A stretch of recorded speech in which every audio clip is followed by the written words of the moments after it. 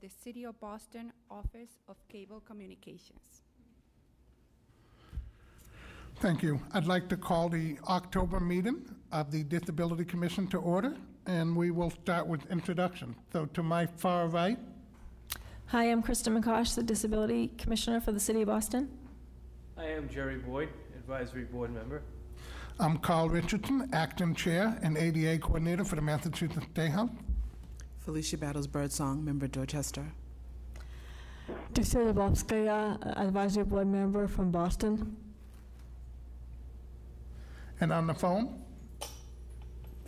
This is Zaria Hosseini, Advisory Member, Massachusetts General Hospital. Kyle Robidoux, Advisory Board Member. Okay, great. Next, I'd like to approve the September meeting minutes. Everybody received them last week, and I hope went over them. So do I hear any motions to approve the September minutes? I move to approve. Any second? Motion. I second. All those in favor signify by saying aye. Aye. All opposed? Ayes have it. Minutes are approved. Next, we have a presentation of the Real Ability Film Series and the Jewish Film Festival.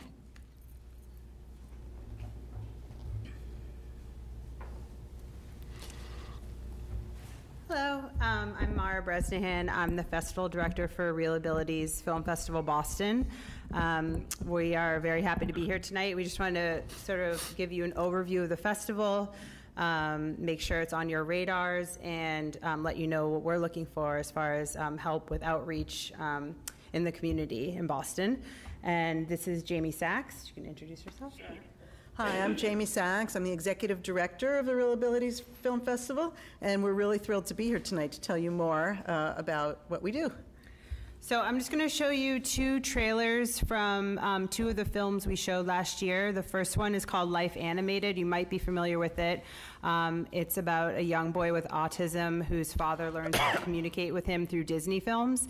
And the second one is called Rebound, and it's about a wheelchair basketball team from Miami. So just to get a sense of the films that we show. And I'm using, this is my sole sound, so it's not going to be surround sound. Jamie, is the sound up, do you think? There is a boy who is just like other boys, until one night he sees from his window a storm on the horizon. Oh, who are you? I'm Peter Pan, and you can. All of a sudden, at 3 years old, Owen vanishes. The doctor says, "Let me explain what autism is." Some of the kids don't ever talk again. I remember thinking, I'm just going to hold you so tight and love you so much that whatever is going on will go away. We're beginning to give up hope. And one day, we're watching the Disney animated movies.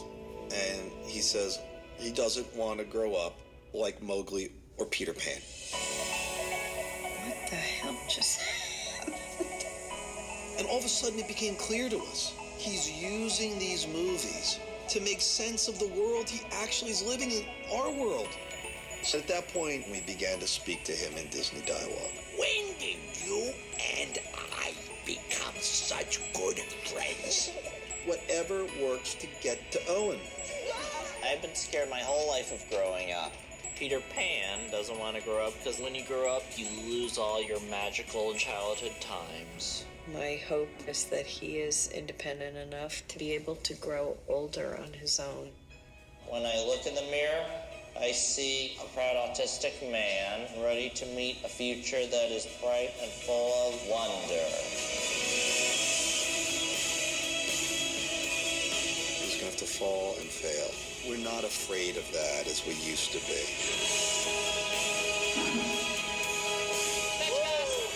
I just can't believe how far Owen has come. The future, I'm still searching for it. Who decides what a meaningful life is?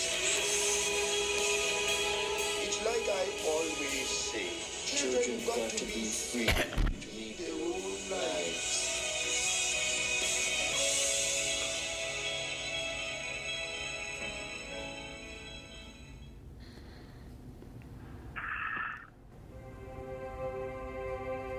Basketball has always been one of the few things that I could get inside those four lines and nothing else mattered in the world.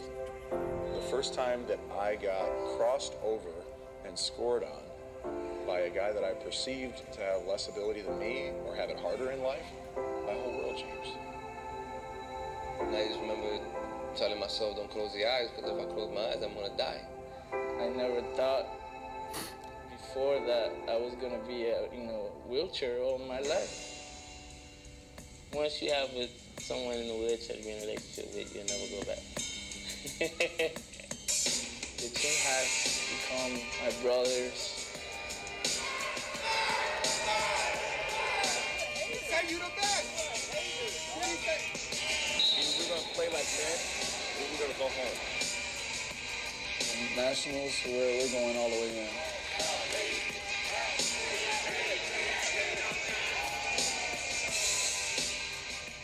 Any given moment, I'm gonna be without a roof, So it's like I gotta just at the same time not let that affect my training.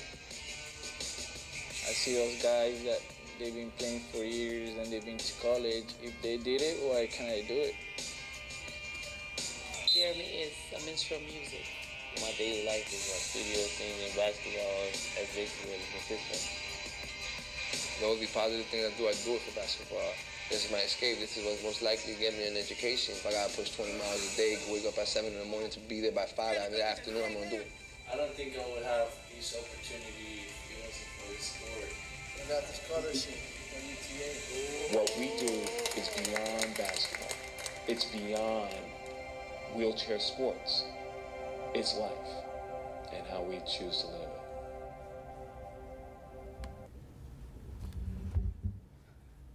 Okay. And then Jamie's just going to give a little overview of Fest.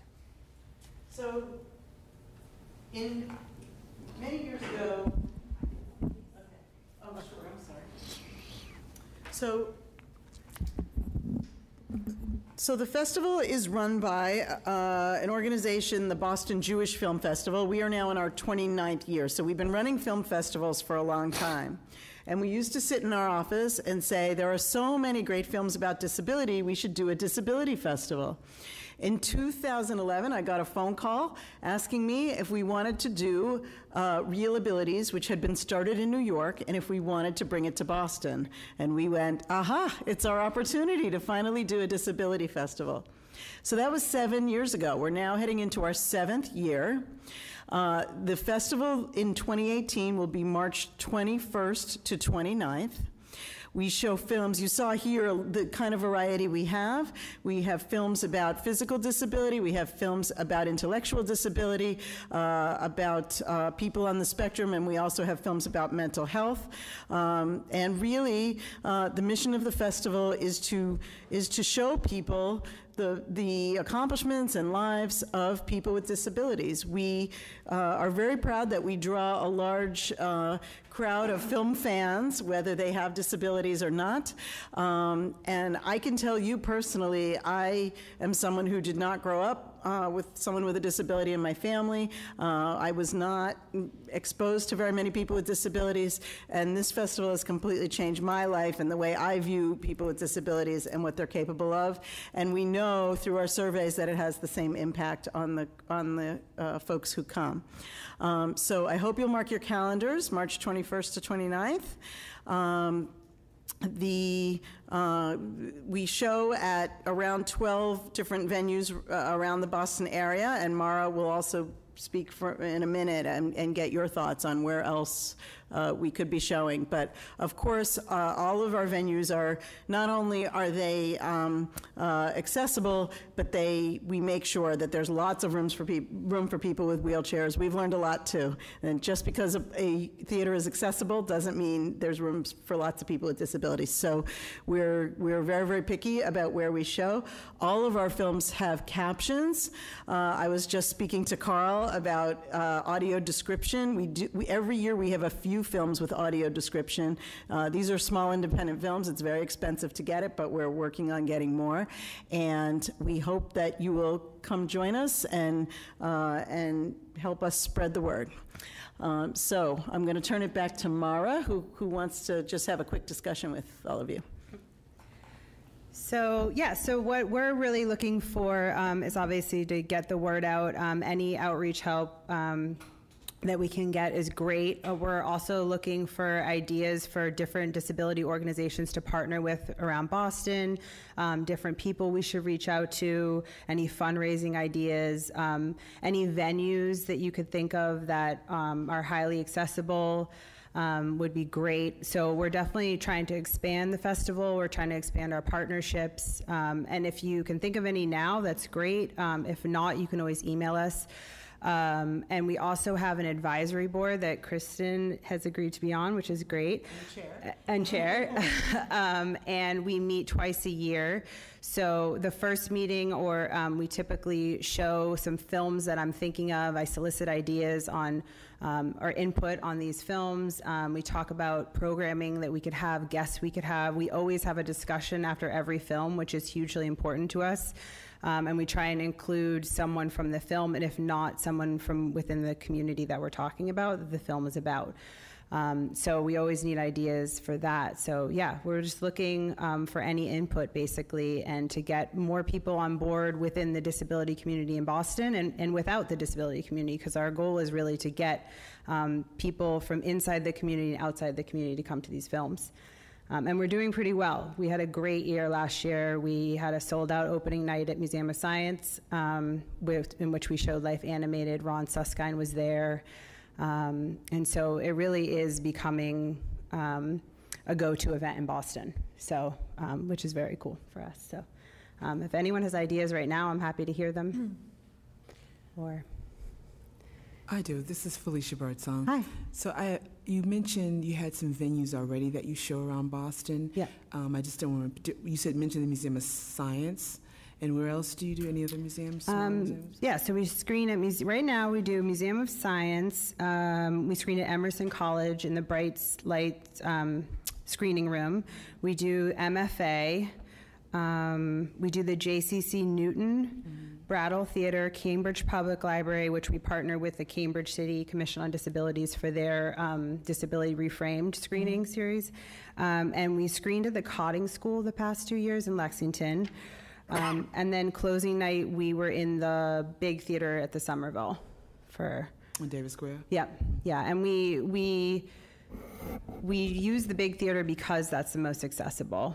It's definitely one of the lessons we've learned is that for smaller independent theaters, they really only have 1 to 2 accessible seats. So even if we can't fill an 800-seat theater, we feel like it's important to have enough accessible seating. So.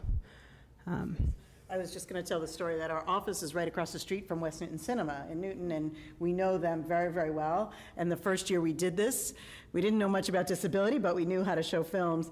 And so we showed films. We did some films at West Newton Cinema. And first of all, as Mara said, I think they have 2 wheelchair, even in the accessible theater, there's like spaces for 2 wheelchairs. And then the way the theater is set up down front, there's a flat floor at the bottom, and if someone is in a wheelchair, if we have a speaker in a wheelchair, the people up at the top of the seats can't see them. So we learned a lot that first year, and we no longer screen these films at the West Newton Cinema anymore. And so we're learning and really trying to pick venues that can not only be inclusive and accessible, but really welcoming to people with all kinds of disabilities. Perhaps some of the universities have larger auditoriums that you would be able to use that are accessible. Yeah, so that's one thing. I've actually had a lot of difficulty trying to partner with universities around here. So if anyone has connections, that would be great. This year we are going to partner with Leslie. I don't know if you're familiar with Dan Habib. He's done a bunch of films on disability. So we're actually going to have our first panel with him there at Leslie in an accessible space and show clips of his new film, which we're really excited about. And the whole film deals with transitioning out of high school into inclusive college experience, which is really big right now. So I think that's going to be a great program. And Emerson, we screen at Emerson as well. And work with their disability Yeah. folks there. I have connections at BU. Can we ask the audience Hold to on, wait hold until on. the end, please? Any other questions from the That's okay. Disability Ducia. Commission?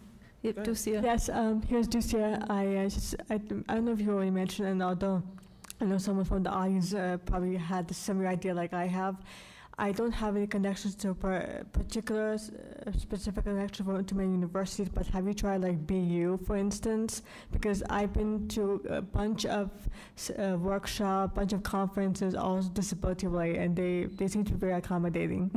Is there a particular building at BU or a particular hall that you have been to? I can't really say which hall it is, but for anybody who uses public transportation, it's near Boston, near when you take the Boston College train, BU West, or close to it, there is like a huge place. There's like, they have a cafeteria open to everybody. Yeah, it seems to be very accommodating. The Sherman Student Union? Maybe, I haven't been there in a while. Yeah, sometimes it's just getting that one name, that one So- connection, so. Yeah. My wife is actually a dean at Boston University, at one of the colleges. So if you get in touch with me, I'll put you in touch with her. Great. And she might have better contacts as a dean. Great. Also, we've done our monthly screening with Cambridge, the film series that we do monthly. We've done that at Northeastern University. Oh, okay. They have a nice, accessible space. I can't remember the name of the building, but it was pretty accessible. It was nice. And I was going to say, I have the connection at UMass Boston. the student okay. So I Great. can forward that email to you. Great. We're hoping to get into the Boston Public Library this year too, as well, because they We can redid definitely their work whole on that with space. you. Yep. Yeah, it'd be great. So, And can I just ask one more thing? How many films do you screen per film festival? Typically 12 to 14. And how many do you have picked out for this coming one? So I think we'll have about 13 screenings. Have you already selected them? I'm in the process of it. Yeah, that's the hardest part. Just took one question, Commissioner. Oh, how many? There's probably about 5 that I know definitely I want to screen. But it's making sure it's the right film for the venue that we screen at. And sometimes we want to screen them, and the filmmakers, for whatever reason, are not ready. So it's not as easy. We don't just get to pick them and show what we want. It's a negotiation. Sometimes they're not ready for whatever reason. So sometimes we have to wait till next year on some of them. So it's a complicated process to get the films. So, any other questions from members of the commission? No. All right. I know that the film festival folks might not be here for the section called public input. So if you have any very specific targeted questions for the film festival folks from the public, one at a time, I'll just take a couple and then we'll move on to the next item. Can you go up to the podium, please?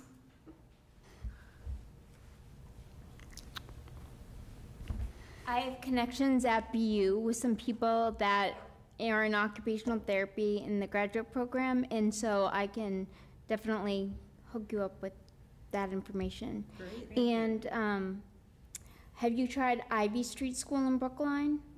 They have a school for teenage adults.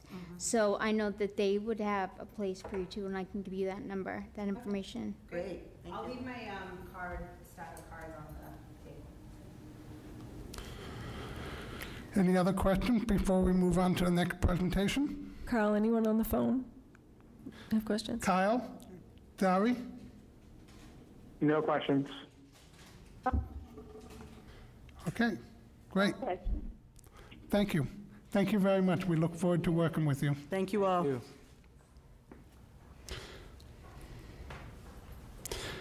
Next, we have a presentation on Uber, and Andrea Bailey will be presenting.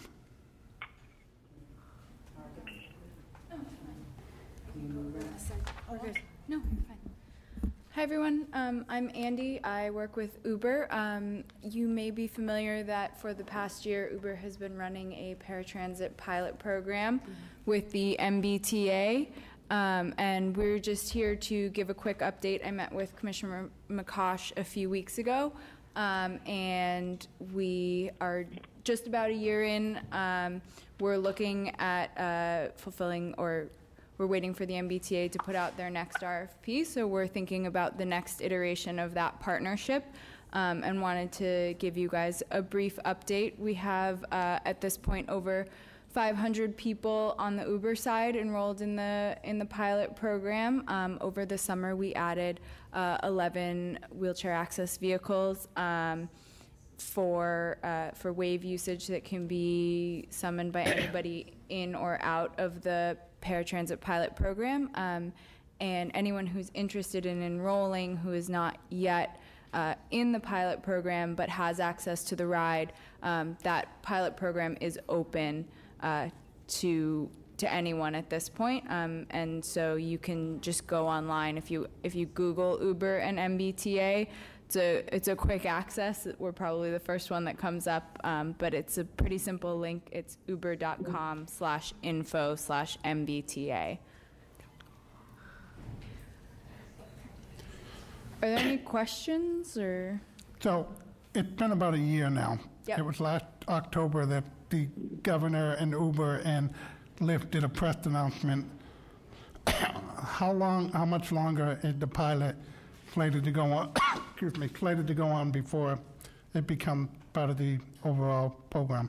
So right now the contract was for a year. The contract as it is expires on December 1st.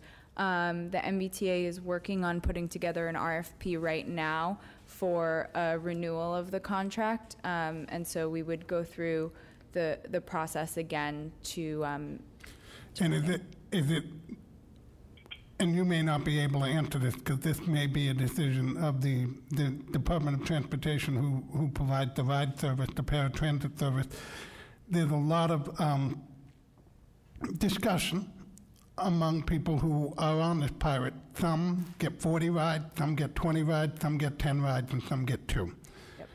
So there are some the people, for instance, that get 2 are very unhappy. Right. You know, and feel like, why should others get 40? So is it going to be the same moving forward? So the number of rides is determined by the MBTA. We submit people who request to be added to the pilot program to the MBTA. They give us their ride ID. We then submit the ride ID to the MBTA, and the MBTA tells us how many rides that person gets. So that's completely out of our control, but it is based, as I understand it, on the number of rides that that person has taken on the traditional ride. Whatever month they chose to look at. Whatever snapshot they chose I to. don't have any information into how they're choosing those numbers, Right. but it does sometimes. We've heard some of those complaints as well, but it's out of our hands. Oh. Any other questions from any of the commission members? Jerry has a question. Jerry. Hi, Andy. Thanks for being here today. As a wheelchair user, you know, I can just say by personal experience how frustrating being part of the pilot has been. You know, and I know that Uber has worked with, you know, has tried to build some relationships with some community partners to make a wave service more available to wheelchair users and folks who need lift-equipped or ramp-equipped vehicles.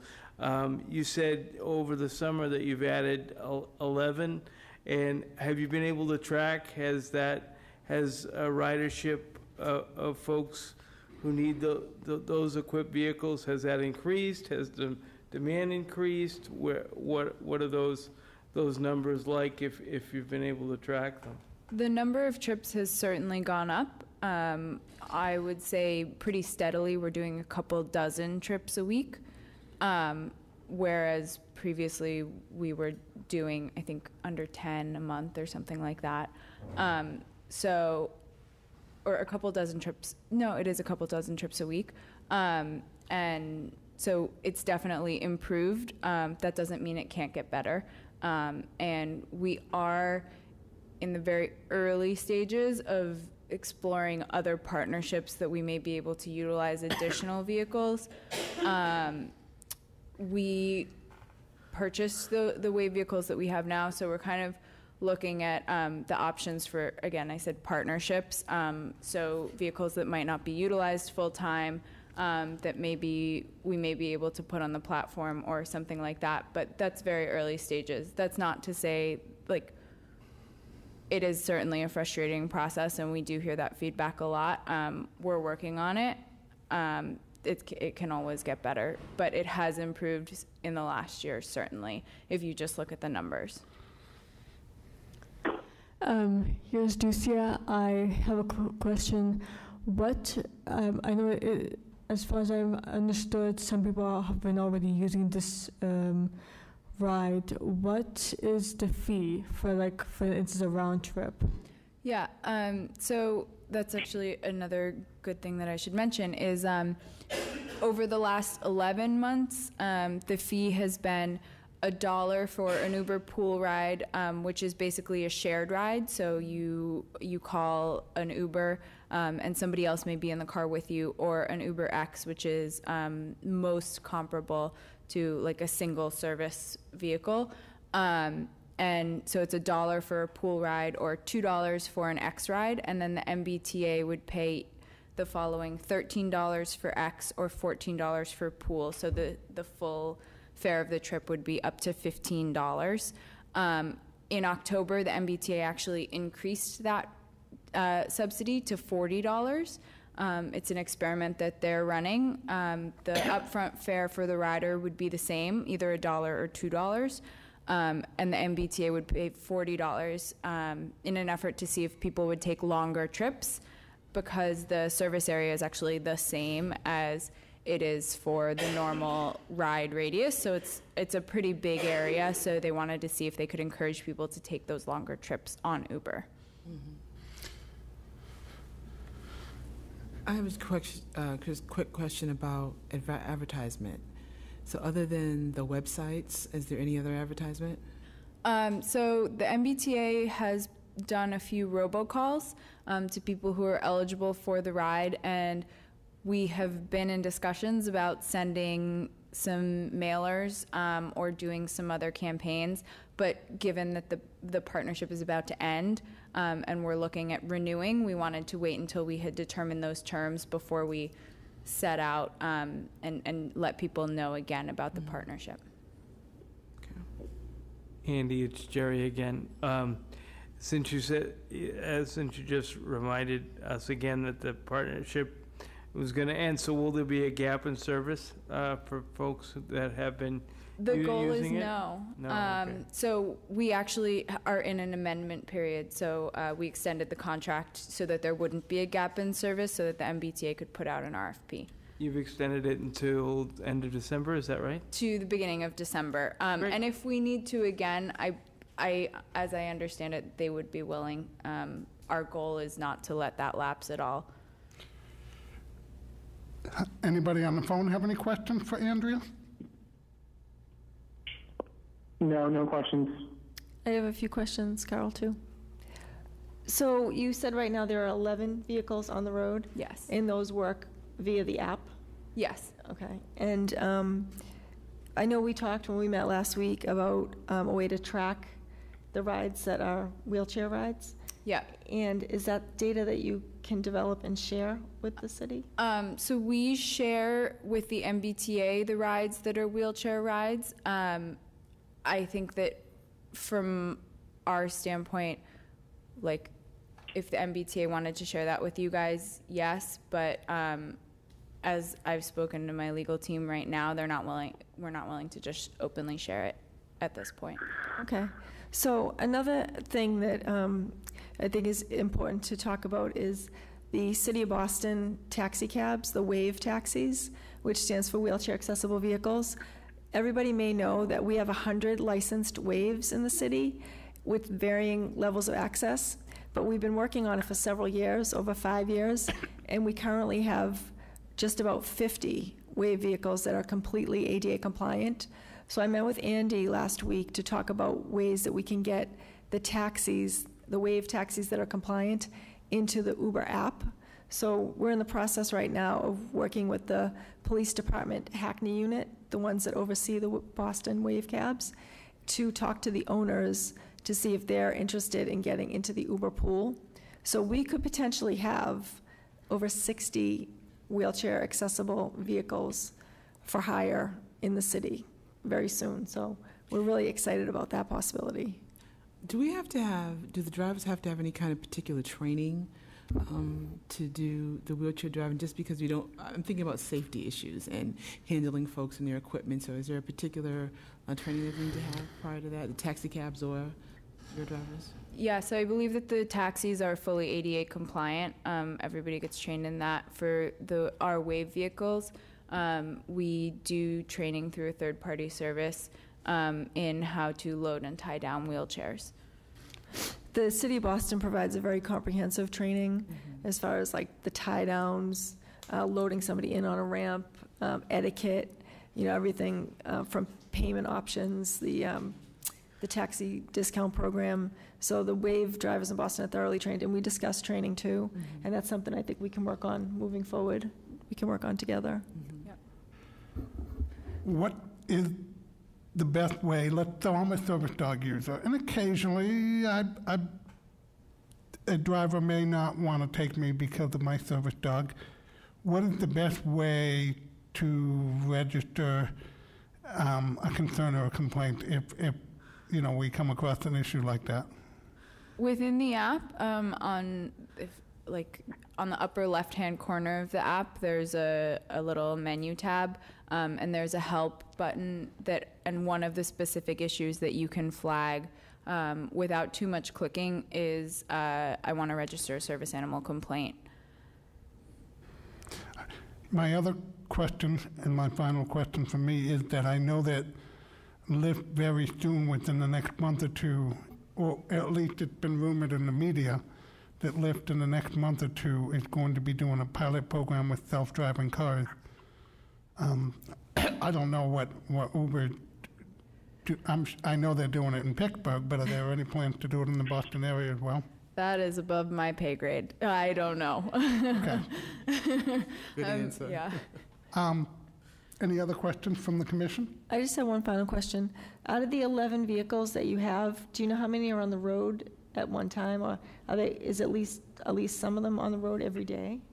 Yeah, so we chose the drivers specifically based on the number of trips that they've taken previously. So these vehicles are leased through or have been leased through Uber. So we actually recruited drivers who had a very strong record and encouraged them with various kinds of incentives to take wave trips and to be on the road daily. So this is, in many cases, Uber can be a subsidy to another job. This is these people's main source of income, so they are pretty much on the road every day, and they are encouraged in every way that we can encourage them to continue to take wave trips as often as possible. It's Jerry again, Andy. Do you have any data right now in terms of the majority, of wheelchair accessible trips, where they're originating from, which neighborhoods, or are you able to dive down in terms of that types of data at this point, or no? We do have that data. It's actually one of the things Commissioner McCosh asked for the last time we met, and unfortunately it was one of the things that I was not allowed to share. Okay. We're working to try to get some data from the city now that we have some waves out and able to accommodate people with disabilities. So as we move forward with that, I can share that data. Because just from personal experience, whenever I've tried to access a wave vehicle through Uber, it's been very difficult. Either there has been none available, or it's been like 20 minutes away. Yeah. it's one of the issues with Boston is we don't have a lot of vehicles on the road, as you're now aware, and Right.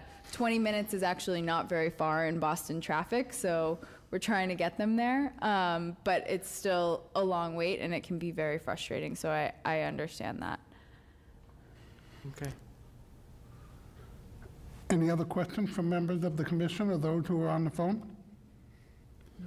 This is Zari. I have one question. Yep.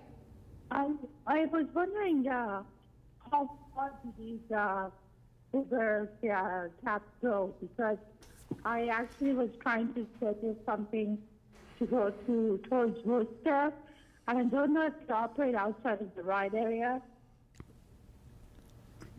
She was trying to schedule something to go towards Worcester, and it would not do it outside of the ride area. Yeah, we can't provide ride trips under the ride pilot outside the ride area. But here's the problem. So let's say I'm one of the ones with the 40 coupons, right? The 40 ride. Right. I can't book. What if I want to go to Worcester, paying my own dime? It won't allow me to do that. Because it's integrated with the ride.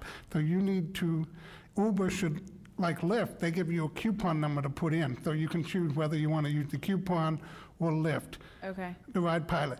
Here, the way it's integrated with Uber, I have no choice. I'm either doing the ride pilot, you know what I'm saying, or I'm not.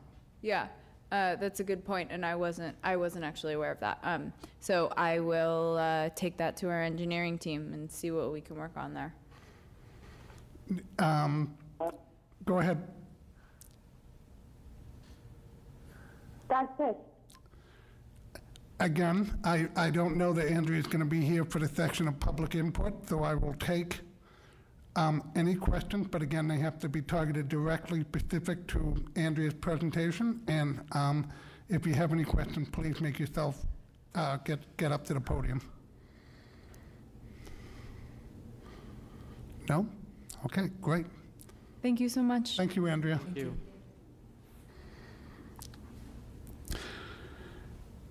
Next, we have the chair's report, and I don't have a lot to say, so we're going to move on to the commissioner's report. Thank you, Carl. So I'd like to let everybody know that October is National Disability Employment Awareness Month. So there are events happening all over the country during this month to pay tribute to people with disabilities who have navigated successfully to gain employment, and also to recognize the achievements of employees with disabilities. Here in City Hall, we're having our 7th annual Disability Mentoring Day. It's happening on this Thursday, and during that day, we pair with the Mass Rehab Commission to match 10 Boston residents, adults with disabilities who are job ready. We match them with 10 departments in City Hall to do a day-long event of a morning job shadow program, an afternoon networking session with small business employers and City Hall managers to network and get tips on employment, learn about how to access jobs through the city website. So it's a great event that we have every year, and every year we usually have 3 or 4 people get offered jobs, whether through the city, actually not through the city, but through the small businesses.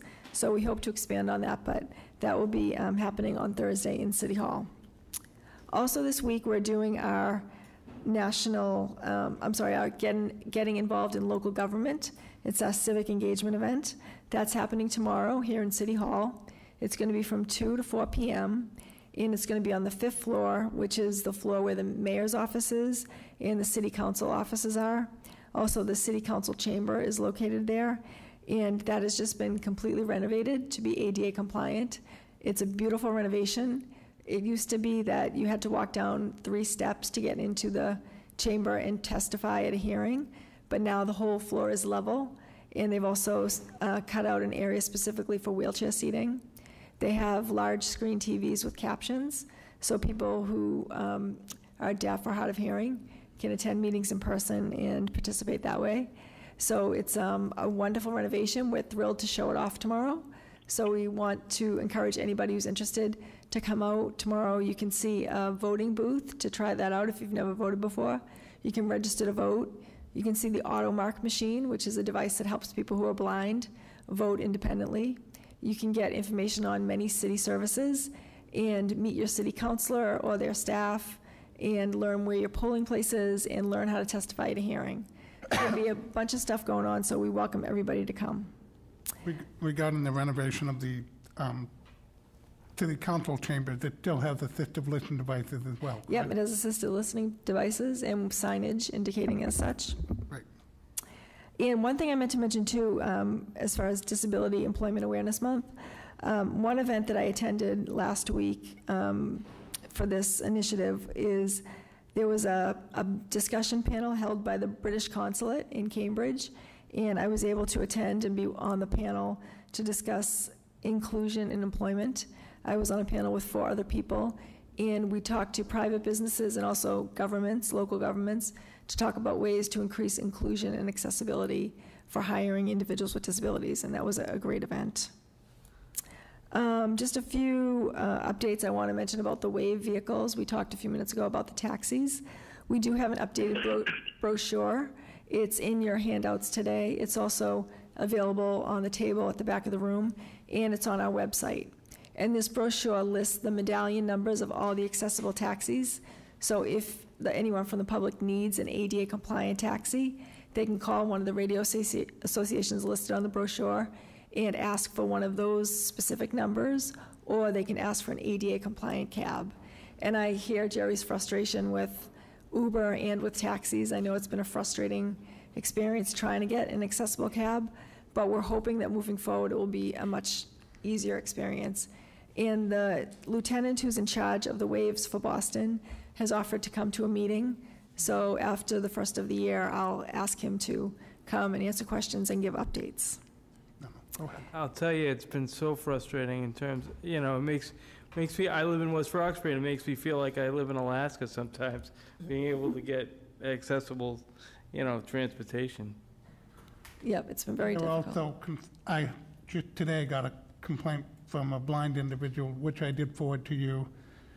And it's not so unusual for the taxi cab to ignore them. What concerns me is when she then later called the police department, they said this isn't a police matter, and there's nothing we can do. She probably got the wrong department, and on the new brochure that I just updated, I put in the web link and the phone number for taxi complaints. So I did see that email, and I'll follow up with you offline about that, because it is covered by the police department, but there's a very specific department. It's called the Hackney unit, so people wouldn't know who to ask for, but that's something we'll try to get the word out about. Just a few more updates I had. The Disability Housing Task Force was a group of advocates and city employees that worked for 2 years to map out a plan to increase accessible housing moving forward. We laid out 3 broad goals for improving housing for people with disabilities, including increasing the supply of accessible housing and also offering support to people who have recently gained housing. We have decided to meet monthly as the task force to make sure that these goals get implemented. And so far, within the last month, we had a lot of good news. We made a lot of progress on several of these initiatives. First of all, we've developed a comprehensive guide for housing resources. It lists contact information for all the city departments that work on housing for people with disabilities and some regional places that work on housing. Secondly, the BDPA, the Boston Development and Planning Agency, recently, last month, passed a pilot program through the city which is going to allow ADUs. That stands for accessible dwelling units. And these are units that you can create in your house as a separate unit to house people who are elderly, maybe an adult child, someone with a disability. So it's kind of fast tracking the process for putting this extra unit on your house to keep someone in the community rather than having to go to a nursing home or becoming homeless. So that pilot program is going to take place in Mattapan, East Boston, and Jamaica Plain, and that's starting in the next few months. We're going to assess that over the next year and then hopefully expand it throughout the whole city. We've also developed 2 internal processes that are very important. One is that applicants who apply for a housing lottery through the BDPA, if they don't get the unit, usually their names just disappear. But what we're going to start doing is taking all the names of people who didn't get selected for the lottery and put their names in an applicant pool to save for the next lottery. And this is people who've requested accessible housing. So in case we get a development come online where nobody applies for the accessible units, we'll have this pool of applicants. We can reach out to them and say, there's an accessible unit open in East Boston if you want to apply for it. So that's going to go a long way to making sure that people with disabilities who need the accessible features will get those units. And then the other process that we've developed internally is to work on applications where somebody has requested an accommodation, but the people, the management companies and the BDPA who aren't experts in disability and accommodation, if they have questions, they're reaching out to me, and we've developed an internal process to look at things like special needs trust or medical documentation that they may not be familiar with. So I'm going to be reviewing all those applications and offering guidance on that. And the only other update I have is that we're working on applying for an ADA municipal grant offered by the state to make some more accessibility improvements in City Hall. And we'll have that done in November. Any questions for the commissioner from the committee members? Yes. It's Felicia Birdsong. So the committee that you're working on is, I heard all the things that you're moving forward with. Is there a piece with persons with disabilities that are already in residence, they're paying extreme rents? So is there a possibility that there may be, some sort of conversation about how to help these folks if they're paying, if their monthly income is all of their rent basically, but they're not doing it, and they like their place to live? Is there a way to talk about that? I think that's an issue all across the board, for people with disabilities and without. So Mayor Walsh is addressing that issue. He's created a new department called the Office for Housing Stability, and they work with people who are in that situation where they may no longer be able to afford their rent. So this department offers case management, so people can go in and talk with them, and they can try to work with landlords and tenants to see if they can work out an arrangement to keep them housed. The whole point of that office is to help people maintain their housing. So that's a good new resource that's available.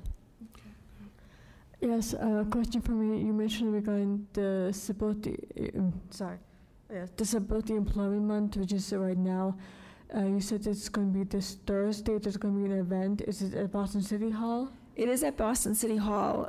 It's not really anything that the public would be participating in because they're pre-selected job candidates. Mass Rehab does the screening, and then we do the placement. But it's something we like to promote as a success. And if anyone's interested, we can certainly have people get involved for the next one next year. Okay, and I see. So there's no a certain time when that's going to be happening? It's not really anything that would have anything the public could get involved with just because of the nature of the event. Okay. Anybody on the phone have questions for the commissioner? No questions. Okay, I have a question. At last month's meeting, we discussed the ramp for the library. Yeah, I believe that's on the agenda under old action items. It is. Can we address that when we get to that? It's on the agenda. I apologize. It's okay. Where's it on the agenda? Under old action items, and then it's okay. dash. I'm sorry. That was my fault then. I was getting ahead of myself. No problem, Carl. Thank you for bringing it up. When we get there. Next, do you have anything else, Commissioner McCarthy? Nope, that's it. No, I'm all set. Okay. Next is the architectural access update. Good evening again. My name is Patricia Mendez. I'm the Architectural Access Specialist. I'm going to talk a little bit about what we've done this month. On the PIC, Public Improvement Commission, we review a project in South Station, and they came to us for a review for sidewalk reconstruction and bike racks and new seating and new trees. And this project is related to the air rights of South Station. This is a residential tall tower, about 50 stories tall, in 700 Atlantic Avenue. And related to this, we also discussed possible future pedestrian crossing on Atlantic Avenue to enhance pedestrian connectivity. For the BPDA, we attended a meeting on 1000 Boylston Street, and this again is an air right project, and this is a mixed-use tall tower with residential and commercial space and a couple of levels of parking. This is in the Back Bay. For the Architectural Access Board, as you know, I serve every 2 weeks in the Architectural Access Board, and we have a few interesting project cases, and I'd like to mention them to you. University of Massachusetts Amherst is drafting Memorandum of Understanding. This is a document where the school lists all the dormitory accessible dorms that they have in the entire campus. And it's an agreement with the Architectural Access Board, so when they have to do renovations for smaller projects, the small renovations don't necessarily trigger new dorms. So this is advantageous for a large campus like this. And because their campus is old and is very challenging in terms of topography. Another project that came this lately is Emerson Colonial Theater Renovation. They came to the board seeking elevator variance and also variance for compliant aisle, and both variances were granted. The renovation includes new wheelchair spaces in the audience, as well as a ramp and providing access to the stage, and new changing rooms and other accessible improvements. But most of the improvements, they have to be just on the first floor. The upper 2 mezzanine levels were, this is an old theater and historic and very ornate, so they had a lot of challenges. So they're providing accessibility on the main floor, on the first floor.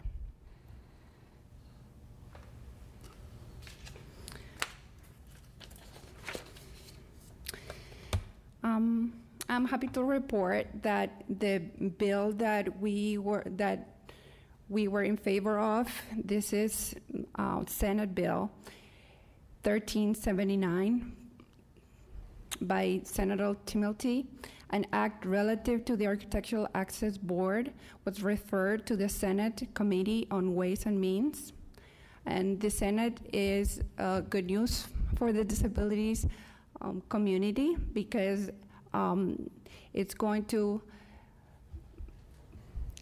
require more opportunities for employment, because it gets rid of a loophole that the current regulations have, where employees' areas are not always required to be accessible.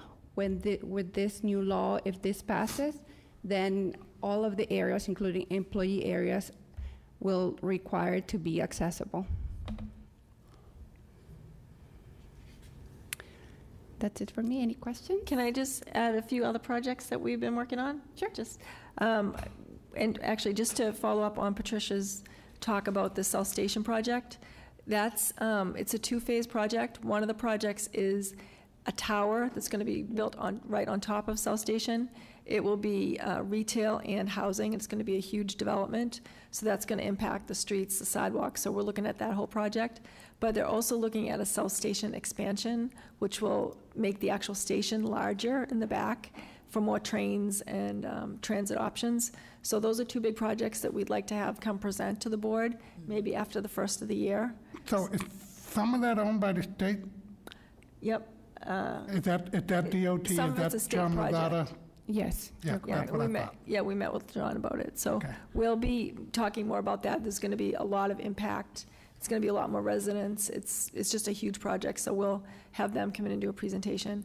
But one other thing that we're beginning to work on is we worked with Hub Week, which had an installation out on City Hall Plaza maybe 2 weekends ago, and it was a big tech information event. It was probably a 4 or 5 day event. So we work with them to mitigate some of the accessibility barriers that we found during a walkthrough. So Patricia was really good about that, and they're working with the AEB and also City Hall. Property management was really good about helping to remove the barriers that we found. And I don't know if everybody remembers, but there were some issues at last winter's installation, Winter Boston. None of the chalets with the little, that was selling like crafts and items like that, none of the chalets were accessible. So we're working with them early this year before they do any installations to make sure that all of their items and all their structures are accessible. Is that supposed to be an ongoing event? I believe they have a 3-year contract, Okay. and it could be expanded after that. So I just have an addition to the Senate bill that Patricia mentioned, the Architectural Access Board bill.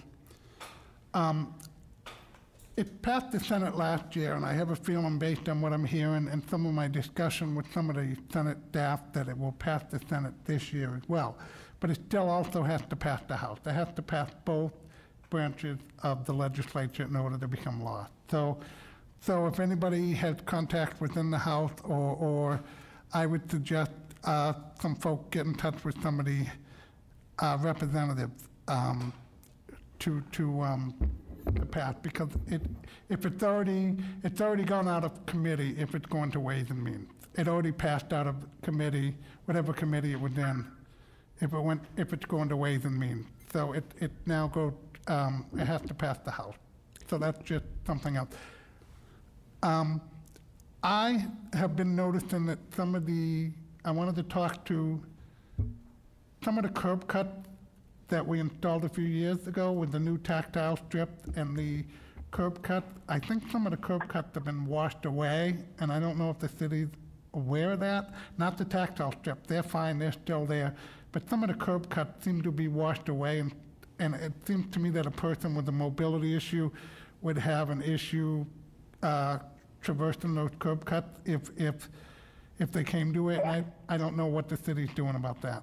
And they're fairly new curb cuts. Do you have any locations that you could email us? I'd be happy to start taking pictures. Yeah, that would be really helpful. It's where, you might have slapped some asphalt down on top of the road to bring the road up to the curb cut, not necessarily brand new street. Do you know what I'm talking about? I do. Yeah. If you could send us any locations, that would be helpful. Okay. Pictures and addresses. Any questions from anybody on the committee or on the phone for Patricia? No questions. Thank you. Thank you. Thank you, Carl. And thank you for your work on the Architectural Access Board as well. You're welcome. Thanks. Can I just add an agenda item which we forgot to put on the agenda? I wanted to have our outreach specialist just give a real brief update on his activities. I met him today earlier at the event, so if you weren't going to introduce him, I would. Great, thank you. Go ahead and introduce him. Winston Pierre. Thank you for the introduction, and glad to see you again, Carl. It's great. One of the many things that I would like to share is about our survey, our accessibility priority survey, which is one of our initiatives to try to understanding what are the needs and barriers related to accessibility within the city of Boston. We currently still at 200 threshold, and we want to make sure that we get like 500, and I will continue to press on that. If you know anyone who works with people with disability or any professional who live and play in the city of Boston, we strongly encourage you to take the survey, share it within your network. We want to live up to our expectations to make sure that Boston remains a place that is friendly, accessible to the people with disability, and also make sure that people with disability can enjoy a full and equal participation within the city of Boston. So your input is very critical to us. One of the things coming up tomorrow, I'm glad that the commissioner has mentioned that it's our Civic Engagement Day. The event is aimed at break barriers to people, breaking barriers that prevent people with disability to be active in local government. Again, if we want to create a civically engaged community, one of the best ways we can do so it's encouraging people to come meet the city official. That the perception in local government, it's a place where you come and get, you pay your fine and you get taxes. We want to change that perception. We want to make sure that you know that the local government is a place where citizens like you and I are working to make sure that we create access and opportunity for everyone. So please encourage your constituents to come tomorrow. It will be a great event, and I'm very excited and looking forward to it as well. Other initiative that we've been working on, and currently we are reaching out to college campuses. So make sure that we reach out to the young adult with disability, so they can know about the services that we provide or offer, and also it's part of our plan to create a civically engaged community as well. We are excited about reaching out to those college students, those college campuses. If you know any organization that work with young people, if you want to connect us, we'll really appreciate that as well. So the survey is still our priority. If you can fill it out, if you haven't done so, please take 10 minutes to do so and share it with your network. We're looking forward to seeing you tomorrow, and please encourage young people who has disability to step out. We want to make sure that, again, City Hall is for them as well. This is our commitment. We really look forward to your continued partnership to make sure this happens. Thank you. Wait, Well done. you don't get off that easy, Winston. Does anybody have any questions for Winston? Okay, now you get off. Thank you. On the phone? Oh, I'm sorry, did you have a question, Dari? No, I'm all set, thank you. Okay. No questions. All right, next is a discussion about elections. So I just wanted to make a note of the schedule. Usually every year we combine the November and December meeting just because of people's holiday schedule. So instead of having a meeting in November and December, we're going to have just one meeting on December 11th. So it's after Thanksgiving but before Christmas. And we think it's a better compromise so that people can enjoy their time with their families during the holiday season. So because of that, that means there's only one more meeting this year. And I still have several people who've applied for the Disability Commission Advisory Board that I haven't had a chance to go through and pass on to the mayor for recommendations, because I have several. Do you want to delay? I think that we should address it in January. Okay, I'm fine with that if everybody else on the commission is fine with that. We might as well wait till we get a full commission before we vote on officers. Does everybody agree? Yes. I agree. That's fine with me. I would encourage board members, though, to please think about becoming an officer. We have 4 positions. We have the chairperson, the vice chair, the secretary, and the treasurer. So we would love it if people would nominate other people or nominate themselves. The treasurer has a lot of responsibility. The treasurer doesn't have much responsibility, but you never know. There's no deadline. It's a rolling application. So, just to be clear, there will be no November meeting. Yes, on the agenda, that date is incorrect. Right. And we'll send you out an email update. So it's going to be Monday, December 11th. Okay, so we have agreed to A, there's not going to be a meeting in November. There'll be a meeting in December, and B, that we will hold off on any discussion about elections until January. But if anybody is serious or want to think about running, perhaps in January we can form a subcommittee, an election, a nominating committee, and then we'll go from there. All right, under old business, and I would ask the members of the public to wait till we get to the section on public input. Under old business, we have the Boston Public Library ramp. Okay, so just to update everybody, last month the board members and the public asked me to look into working with the city to establish a ramp at the main entrance to the library on Dartmouth Street. Is it Dartmouth Street? Yes. Okay. So I was able to meet with the library president, and also speak to the Building and Construction Department of City Hall. They're the ones who do the construction on city-owned buildings.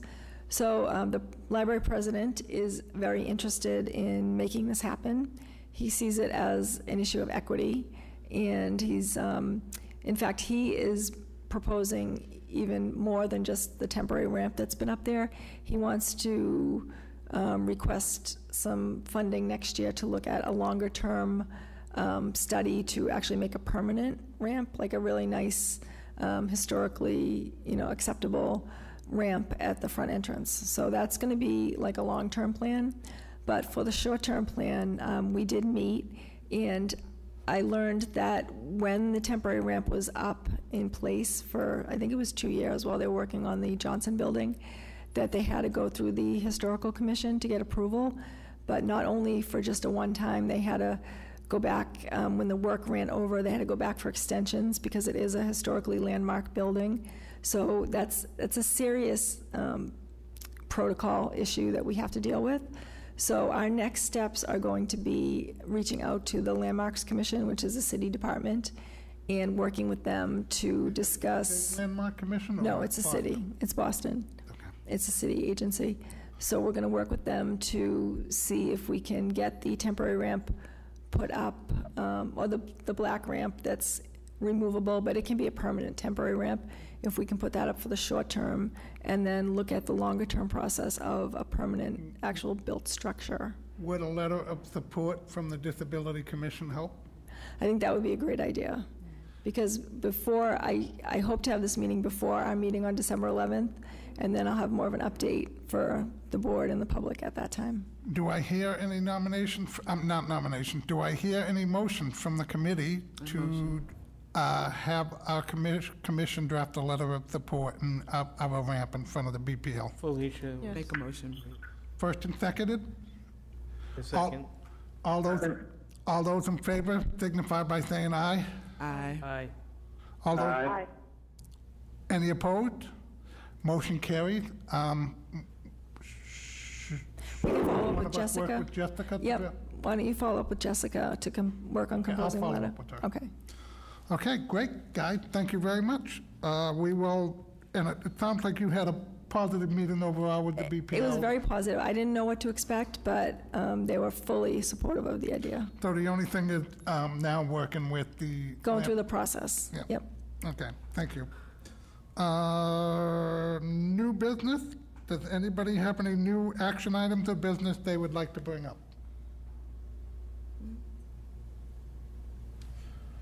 All right. How about public input? If anybody from the public would like to have any input, please make your way up to the podium.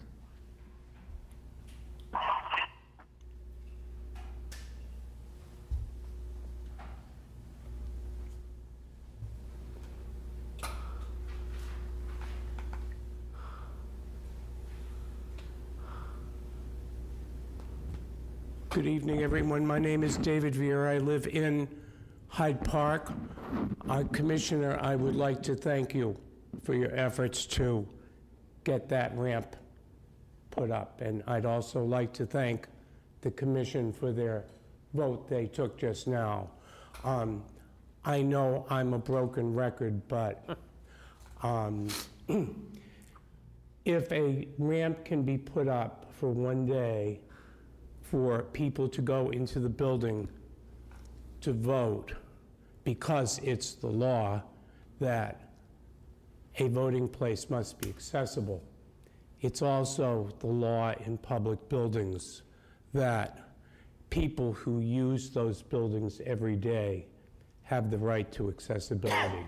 So thank you for continuing to push on this, and I appreciate it. Thank you for bringing it to our attention and your involvement in this. Thank you. And